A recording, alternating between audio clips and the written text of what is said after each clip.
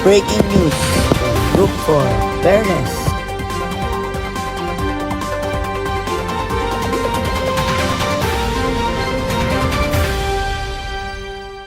Magandang umaga sa inyong lahat. Ako po si Shanjan Arting Ginto ng Group for Fairness. Ito po ang aming balita tungkol sa pagtaas ng presyo ng mga produkto sa Pilipinas.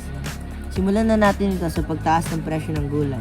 Nakatutok, Abishel Edna Templo at Crislin Del Rosario. Ako si Abishel Edna Templo ng Group for Fairness at ito ang aking balita. Ang presyo ng mga gulay sa Pilipinas ay karaniwang abot kaya at maaakses ng karamihan ng mga mamimili. Nakaramihan sa mga uri ng gulay ay makukuha sa mga supermarkets at lokal na pamilihan sa buong bansa. Gayunpaman, maaaring mag-iba-iba ang mga presyo depende sa kanilang ilang salot, gaya ng seasonal availability, market demand at mga rehiyon kung saan nibibenta ang mga gulay.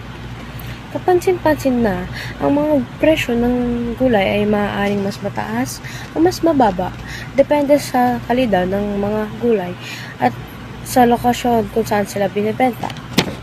Bukod pa rito, maraming merkado ng mga magsasaka sa Pilipinas ay nag-aalok din ng mas mababang presyo para sa kanilang sariwang ani. At kadalasan ay makakapagbigay sila ng mga sariwa at mapapanatili mga gulay kesa sa mga matatagpuan sa mga supermarket. Pagtaas ng bilihin ng gulay ay maaaring magdulot ng seryosong epekto sa mga mamimili at sa ekonomiya. Bilang kabuuan, kapag tumaas ang presyo ng gulay, maaaring mabawasan ang kapasidad ng mamimili na makabili ng sapat na dami o uri ng gulay na kanilang kailangan para sa kanilang araw-araw na pagkain. Ito ay maaaring humantong sa pagkakaroon ng mas mababang kalidad ng nutrisyon, lalo na para sa mga pamilyang may mababang kita. Bukod dito, ang pagtaas ng bilihin ng gulay ay maaaring magdulot din ng pag-aalsa ng presyo ng iba pang mga bilihin dahil sa konsepto ng halaga ng pera na nagiging mas mababa. Ito ay maaaring magkaroon ng pangmatagalang epekto sa ekonomiya sa pamamagitan ng pagtataas ng presyo ng mga produktong pangunahing pangangailangan at maging sa pagtaas ng presyo ng mga serbisyo at iba pang mga produkto.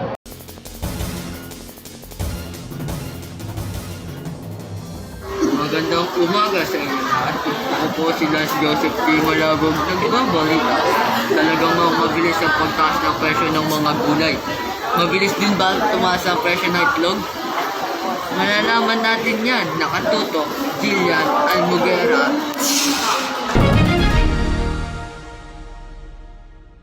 Magandang araw, ako po si Jillian Almugera at nandito tayo ngayon sa Manila upang ibalita ang mga pangyayari sa presyo ng itlog sa bansa. Sa kasalukuyan, bumaba ang farm gate price ng maliliit na itlog ng hanggang 4 pesos kada piraso. Ito ay dulot ng pagbaba ng demand ng mga mamimili kahit na maraming supply ng itlog ang available. Ayon sa Philippine Egg Board Association o PEBA, ang farm gate price ng medium na itlog ay nasa 5 pesos hanggang 6 pesos. Samantalang ang presyo ng small size ay nasa 4 pesos hanggang 5 pesos. Depende sa lugar ng farm. Nabanggit ni PEBA Chairman Gregorio San Diego na may oversupply ng itlog sa ngayon dahil hindi gaano binibili ng mga consumers. Sa pagmamanman ng Department of Agriculture sa mga palengke sa Metro Manila, ang retail prices ng medium-sized eggs ay umaabot sa 6.80 hanggang 8.80 pesos. Nagsabi din ang mga wholesalers ng itlog na may 20 pesos na bawas sa presyo ng bawat tray ng itlog. Ang medium-sized eggs ay nabebenta ngayon ng 160 pesos per tray, ang large size naman ay 180 pesos at ang extra large ay 210 pesos per tray. Ito ang mga kasalukuyang pangyayari sa presyo ng itlog dito sa ating bansa. Patuloy tayong magbabantay sa mga susunod na balita. Ako po si Gina Almugera at nandito po nagbabalita para sa inyo. Maraming salamat at magandang araw po. Ngayon naman ay alamin natin ang mga presyo ng iba't ibang gulay. Simulan natin ito sa presyo ng kamatis. Ang presyo ng kamatis ay 200 pesos. at iba pang gulay ay dumadagdag din kada linggo. Natural lang na ang presyo ng iba't ibang gulay ay magtataas din. Hindi pa mga ulam yan kundi mga sangkap lamang. Parte naman ng isda, baboy at manok, matik na susunod sa ayos ang mga yan. Mabuti na lang at ang mga staple food ng mga Pinoy na bigas ay may selling na 41 pesos at 45 pesos ang isang kilo. Sa biglang tingin, mababa ang presyo ng mga bigas, subalit nahihirapan pa ang mga mahihirap na Pinoy na abutin ito. Hay, ano na ang nangyayari sa Pilipinas? 11 linggong sunod-sunod na pagtaas ang presyo ng gulay dahil mahirap na magkaroon ng maganda at masustansyang gulay. Ngayon naman na alam na natin ang presyo ng iba't ibang gulay sa Pilipinas, tignan natin ang paksa ni Kraus Joseph Josep na pagbibigay ng democratic space sa bansa. BBBM, makapagbigay ng democratic space sa bansa de Lima. Matapos ang 7 taong bangungot na dulot umano ni dating Pangulong Rodrigo Duterte, naramdaman ni dating Senator Leila de Lima ang pagkakaroon ng democratic space sa ilalim ng pamumuno ni Pangulong Ferdinand R. Marcos Jr. Under BBM, we are given the opportunity to make use of democratic space in transition from the authoritarian regime that was Duterte's. Sabi ni De Lima, si De Lima ay nakulong sa ilalim ng Duterte administration dahil sa pagtuligsa nito sa madugong war on drugs ni dating Pangulong Duterte. Bagamat 6 na taon na lamang sa pwesto si Duterte, 7 taon nagtagal sa kukungan si De Lima. This is a breathing room from the 7 years of nightmare that we thought was all over in 1986 and never return again, but it did. Sabi ni De Lima. Ayon kay De Lima, binilik ni Pangulong Marcos ang normal order sa bansa kung saan ang bawat isa ay may mas layang magsalita at hindi natakot na gagamitin laban sa kanila ang lakas ng gobyerno.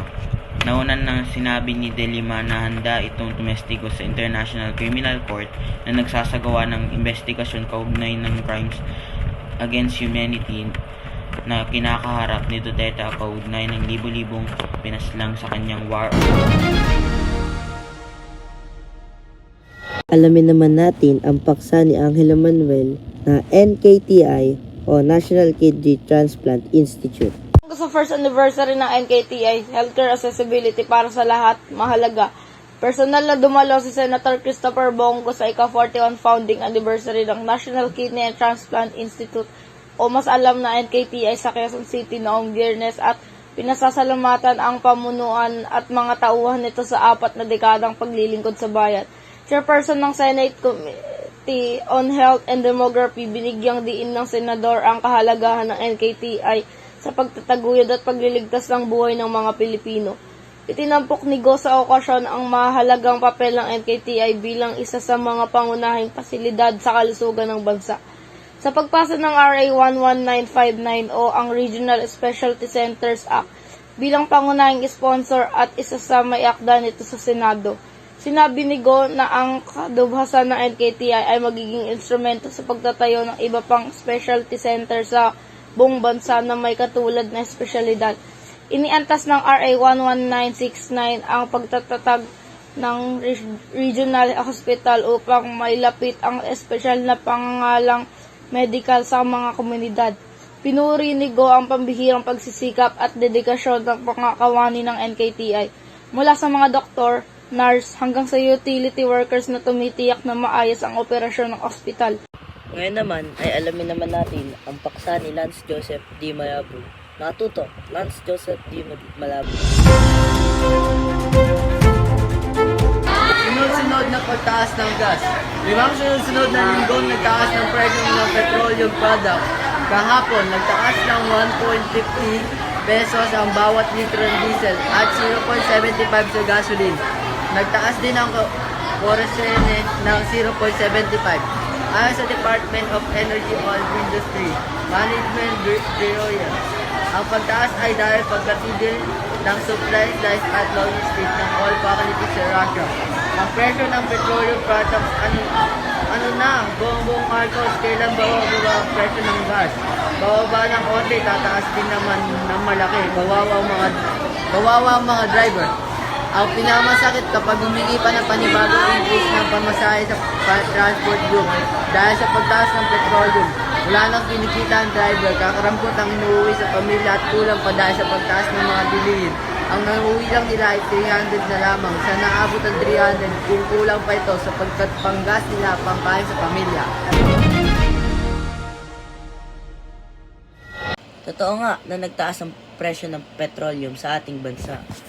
Ngayon naman ay alamin natin ang kalusugan ng Pilipinas. Nakatutok, Asia Isabel B. Corpus. Manila, Philippines. Dahil na rin sa epekto ng El Nino, inaasahan na kakaunting bagyo lamang ang papasok sa bansa ngayong taon. Sinasabi ni Philippine Atmospheric, Geophysical and Astronomical Service Administration, Pag-asa Climate Monitoring Chief na si Annalisa Solis.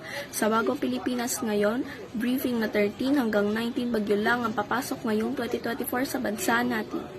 Mas kaunti sa dating at 19-20 bagyo.